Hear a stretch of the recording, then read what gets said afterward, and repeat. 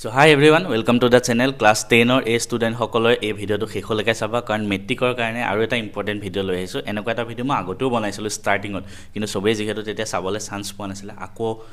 আনিছো এমসিকিউ কিদৰে কৰিব লাগে আমি জানো সোশ্যাল সায়েন্সত 45 ইংলিশত 45 ম্যাথছত 45 সায়েন্সত 45 আধা নম্বৰ আমাৰ এমসিকিউৰ পৰা আহি আছে আৰু বহুতে এমসিকিউটো লাইটলি লয় কি ভাবে এক্সামত এমসিকিউ হে হয় টুক্কা মাৰি আহি যাম আমি সব পাৰি যাম তেনেকুৱা কথা নহয় এমসিকিউটো টাইম দিব লাগিব টাফ হয় আৰু আটাইতকৈ ডাঙৰ কথা ম্যাথছ আৰু সায়েন্সত এমসিকিউ বেছি টাইম দিবা তোমালোকে এতিয়া কিয় জানানে 45 টা এমসিকিউ 1 ঘণ্টাত কৰিব লাগে বহুত ডাঙৰ দীঘলীয়া স্টেপ থাকা এমসিকিউ আহিব পাৰে গতিকে হে 1 ঘণ্টা তোমালোকে শেষ নহবও পাৰে গতিকে প্ৰেক্টিস যিমান পাৰি কৰিব লাগে গতিকে আমি শেষলৈকে ভিডিওটো চাবা বহুতখিনি আইডিয়া পাই যাবা সাবজেক্ট ওয়াইজ কেনেকৈ এমসিকিউ কৰিব লাগে মই কৈ যাম ঠিক আছে প্ৰথম সৰুৰ পৰা আৰম্ভ কৰিছো যত মানে বেছি টাইম দিব নালাগে যেনে সোশ্যাল সায়েন্স ঠিক আছে সোশ্যাল সায়েন্স এমসিকিউ কি দৰে কৰিম প্ৰথম হেতু সোশ্যাল যিকোনো সাবজেক্ট এমসিকিউ কৰাৰ আগত তুমি জানিব লাগিব এটা সোশ্যাল সায়েন্সৰ এমসিকিউ কৰাৰ আগত তুমি চেপ্টাৰটো ভালদৰে পঢ়ি ল'ব লাগিব প্ৰথম পইণ্ট হেতু তুমি যিকোনো প্ৰত্যেকটো সাবজেক্টৰ ক্ষেত্ৰতে খাটিব তুমি ডাইৰেক্টলি কোৱেশ্চন বেংকত যদি জাম কৰি দিয়া বা কোনোবা ইউটিউবাৰে যদি তোমালোকক এমসিকিউ প্ৰেক্টিস কৰাই আছে ডাইৰেক্টলি তাত গুচি যোৱা তুমি ভাবা হে এমসিকিউ খিনি কৰি তুমি ফুল মাৰ্কস পাবা 45 এনেও নোপোৱা মই 100% লিখি দিছো কাৰণ তেওঁলোকে এটা ভিডিওত ম্যাক্সিমাম 40 টা এমসিকিউ দিব ম্যাক্সিমাম 40 টা বা তুমি 2-3টা ভিডিও চাই 100 টা এমসিকিউ কৰি ললা কিন্তু তাৰ ভিতৰত যদি নাহে তেতিয়া কি কৰিবা তো তাৰ কাৰণে বেষ্ট উপায় হ'ল আমি গোটেই পাঠটো ভালদৰে পঢ়া ঠিক আছে গোটেই পাঠটো সোশ্যাল সায়েন্সৰ ভালদৰে ডিটেইলছত পঢ়ি লোৱা তাৰ পিছত পাঠটো পঢ়ি যাওঁতে তোমালোকৰ মনত আহিব যে এই পাঠটোৰ পৰা এই পাৰ্টটোৰ পৰা এমসিকিউ আহিব পাৰে এই লাইনটোৰ পৰা সেই লাইনটো আন্ডাৰলাইন কৰি গৈ থাকা ঠিক আছে বা কোনোবাই যদি নোটছ বনাব বিচাৰে নোটছটো লিখি যাব পাৰে আন্ডাৰলাইন কৰি গৈ থাকিবা তেতিয়া তুমি কি হ'ব প্ৰত্যেকটো আন্ডাৰলাইনত তুমি গম পাই যাবা ইয়াৰ পৰা এটা এমসিকিউ আহিব ঠিক আছে কোনোবাই যদি কেনেকৈ আন্ডাৰলাইন কৰিব লাগে বা কোৰ পৰা এমসিকিউ আহে নাজানা সোশ্যাল সায়েন্সৰ ডিটেইল কোৰ্স কমপ্লিট সোশ্যাল সায়েন্সৰ ভিডিও মই বনাই থোৱা আছে কমপ্লিট কোৰ্স ফ্ৰীতে মই দি থোৱা আছে ইউটিউবত ডেসক্ৰিপচনত লিংক থাকিব সোশ্যাল সায়েন্স প্লেলিষ্ট তাত যাবা গোটেইখিনি চেপ্টাৰ মই বুজোৱা আছে ইউটিউবত তো তোমালোকে সেই আন্ডাৰলাইন কৰি গলা হল তাৰ পিছত কি কৰিবা তাৰ পিছত তুমি প্ৰেক্টিস কৰিবই লাগিব ঠিক আছে হয় আন্ডাৰলাইন কৰি তুমি মুখস্থ কৰি গলে নহব তুমি কেনেকুৱা কোৱেশ্চন হে প্ৰেক্টিস কৰিব লাগিব তো ফাৰ্স্ট কোৱেশ্চন প্ৰেক্টিসৰ কাৰণে মই তোমালোকক কি সাজেষ্ট কৰিম মোৰ মতে কোৱেশ্চন প্ৰেক্টিস তুমি ম্যাথছ এণ্ড ফিজিক্স সব এপত আহি পেলাই কৰিবা ফাৰ্স্ট কিয় জানানে আমাৰ এপত এটা সোশ্যাল সায়েন্সৰ মক টেষ্ট বুলি এটা কোৰ্স মই নতুনকৈ বনাইছো মই ইমান প্ৰমোশনো কৰা নাই কিন্তু মই কৈ দিছো এতিয়া 150 rupees 150 টকা ঠিক আছে যাতে সবেই ল'ব পাৰে আৰু হেখিনি বনাওতে মই কিমান টাইম লাগিছিল জানানে হে এমসিকিউ খিনি এতিয়া মই ৰিলিজ কৰিব পাৰিছো কিয় জানা মই আজিৰ পৰা 3-4 মাহ আগৰ পৰা ডেইলি ৰাতি হে এমসিকিউ খিনিত মই লাগি আছো এমসিকিউ ডাইৰেক্ট টাইপ কৰি লিখি দিব পাৰি কিন্তু তাত মই মক টেষ্ট হিচাপে বনাইছো হেতু কাৰণে মই এক্সট্ৰা টাইম যায় এপত দিলে ঠিক আছে কোডিং কৰিব লাগে কিছুমান বস্তু তো তাত টাইম যায় এতিয়া তাত তুমি কিয় লবা জানানে 150 rupees দিলে তুমি গোটেইখিনি চেপ্টাৰৰ মক এমসিকিউ পাই যাবা এটা চেপ্টাৰত 30 টাকে এমসিকিউ আছে প্ৰত্যেক চেপ্টাৰৰ ইংলিশতো আছে অসমীয়াতো আছে হেতু কাৰণে মোৰ বেছি টাইম লাগিছে বনাওতে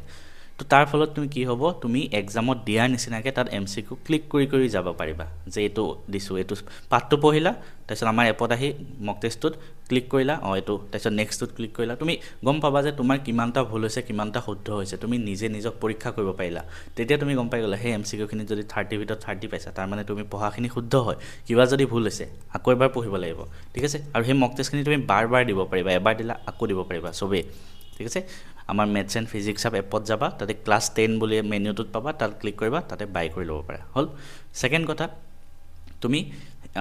এমসিকিউ খিনি তো প্ৰেক্টিস তাৰ পৰা কৰিলা আৰু কিছুমান এক্সট্ৰা এমসিকিউ লাগিব তোমাক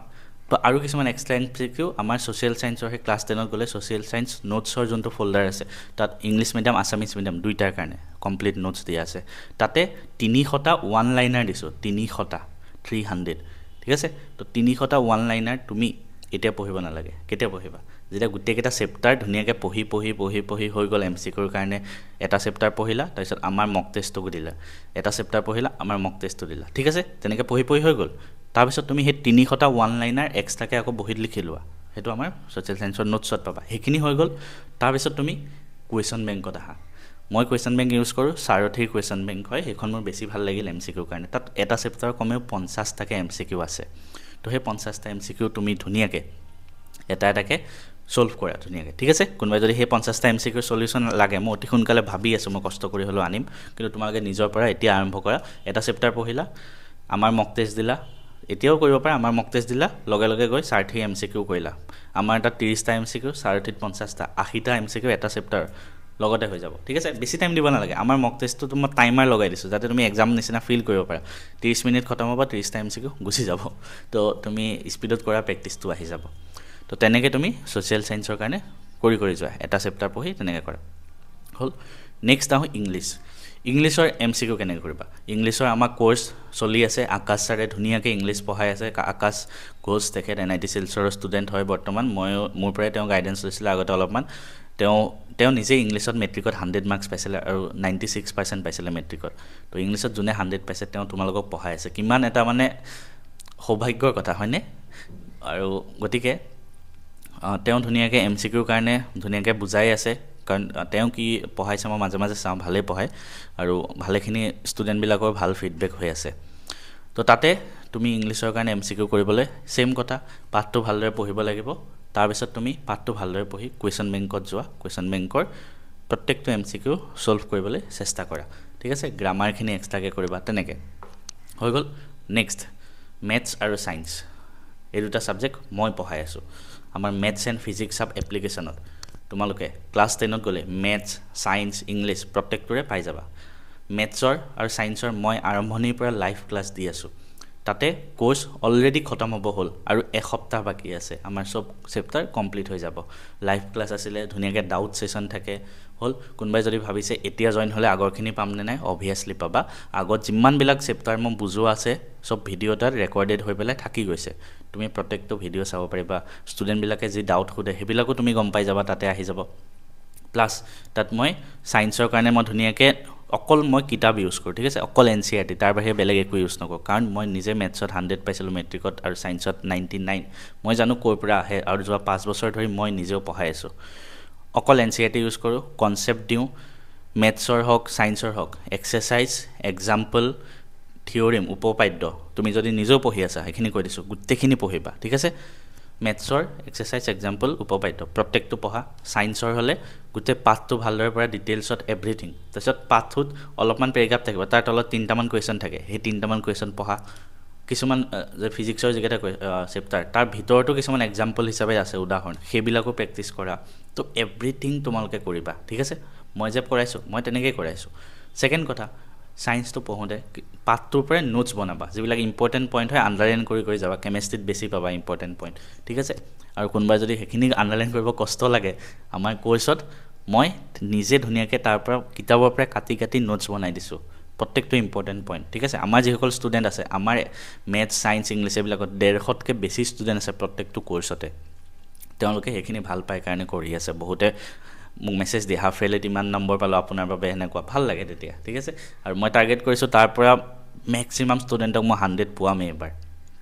মই নিজে পাৰ্চনেলি গাইড কৰিম সিহঁতক এতিয়া মক টেষ্ট আমাৰ মেথছ আৰু সায়েন্সতো আছে মেথছ আৰু সায়েন্সতো তুমি আমাৰ মক টেষ্ট পাবা তাতে আৰু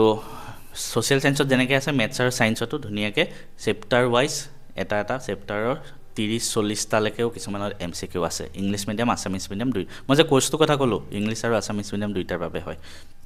হৈ গ'ল এতিয়া তাৰ মেথছ আৰু সায়েন্সৰ মক টেষ্টটো এনেকুৱা হয় এক্সট্ৰাকৈ তুমি নোৱাৰা ল'বলৈ কোৰ্সটো ল'লেহে ল'ব পাৰা কাৰণ সেইটো স্পেচিয়েলি কোৰ্সৰ ষ্টুডেণ্টৰ কাৰণে মই কষ্ট কৰি বনাওঁ মানে এটা চেপ্টাৰ শেষ হয় সিহঁতক এমচিকিউ কৰাওঁ এতিয়া আহোঁ তুমি কেনেকৈ কৰিবা মইতো আমাৰ কোৰ্সটোৰ কথাই কৈ আছোঁ বহুতে বেয়া পাই যাবা বোলে কোৰ্সৰ প্ৰমোশ্যনেই কৰি আছে আৰু বাদ দিয়া মই এতিয়া তোমালোকে কেনেকৈ কৰিবা কওঁ শুনা সায়েন্সৰ কথা ক'লোঁ ধুনীয়াকৈ এটা পইণ্ট আণ্ডাৰলাইন কৰি যাবা সোশ্যাল সায়েন্সৰ নিচিনা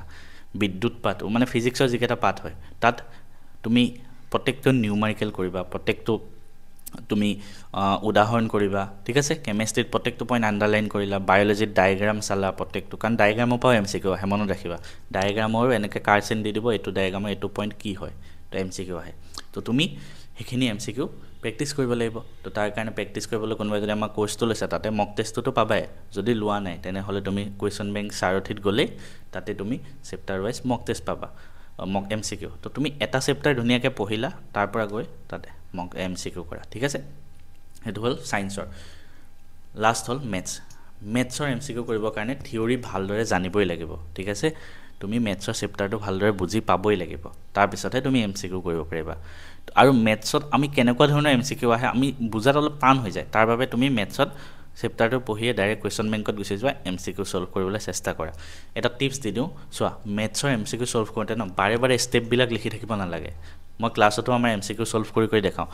কাৰণ মেথছত তুমি যেতিয়া 45 নম্বৰ এমচিকিউ 45 নম্বৰ 2-3 নম্বৰ বা 5 নম্বৰ কুৱেশ্যন আহে যিখিনি দীঘল কুৱেশ্যন আহে লিখিব লাগে সেইখিনিত তুমি ষ্টেপ লিখিব লাগিব কাৰণ নহলে মাৰ্কছ কাটা যাব পাৰে মই বাৰে বাৰে কৈ থাকোঁ তাত ব্ৰেকেটত এটা উপপাদ্য কমপ্লিট লিখি দিবা ঠিক আছে কিন্তু এমচিকিউ তুমি কি কৰিছা কোনে চাই থাকে তুমি জাস্ট এনসাৰটোহে টিক কৰিব লাগে তো বাৰে বাৰে এটো উপপাদ্য হয় এটা ষ্টেপ বাদ দিলা বলে পুৰণ মুখতে কৰি দিলা তো সেইবিলাক মুখত কৰা হওক স্পিডত মেথছত কেনেকৈ কৰিব লাগে সেইখিনি তোমালোকে শিকি ল'ব লাগিব তেতিয়াহে তুমি মেথছৰ এমচিকিউ ধুনীয়াকৈ সলভ কৰিব পাৰিবা ঠিক আছে ঠিক তেনেকৈ সায়েন্সত এমচিকিউ সলভ কৰিলে তোমাৰ ফিজিক্সত যিবিলাক ষ্টেপ আছে সেইবিলাক বাদ দিয়া মুখতে কৰি দিবা ফৰ্মুলা লিখি দিব দৰকাৰ নাই যদি মুখত কৰিব পাৰা মুখত কৰি দিবা ঠিক তেনেকৈ বায়োলজি পাৰ্টটোত বায়োলজিত ছবিখিনি ভালকৈ চাবা ঠিক আছে ছবিৰ পৰা এমচিকিউ আহিব পাৰে বাকি প্ৰত্যেকটো আন্ডাৰলাইন কৰি যোৱা প্ৰত্যেকটো লাইন কেমিষ্ট্ৰিটো প্ৰত্যেকটো লাইন আন্ডাৰলাইন কৰি যোৱা কেমিষ্ট্ৰি তোমাৰ সমতুল কৰা বা এচিড ক্ষাৰক লৱণ সেইবিলাক পাঠৰ পৰা এমচিকিউ বেছি আহিব বা প্ৰত্যেকটোৰে পৰা এমচিকিউ তেনেকৈ আহিব গতিকে তেনেকৈ তোমালোকে এমচিকিউ সলভ কৰা আৰু এটা মই ফ্ৰী মেটেৰিয়েল তোমালোকক দি দিওঁ চোৱা এতিয়া তোমালোকে পঢ়ি আছা কুৱেশ্যন বেংক কৰি আছা মোৰ মক টেষ্ট দি আছা কিন্তু তোমালোকে নাজানা কেনেকুৱা ধৰণৰ প্ৰশ্ন পৰীক্ষাত একচুৱেলি আহে তোমালোকে কি কৰিবা তোমালোকে হাফ ইয়াৰলি এক্সাম সবৰে হৈ গ'ল তোমালোকে মেথছ এণ্ড ফিজিক্স চাবতে গ'লে ফ্ৰী মেটেৰিয়েলছ বুলি এটা পৰ্চন পাবা ফ্ৰী মেটেৰিয়েল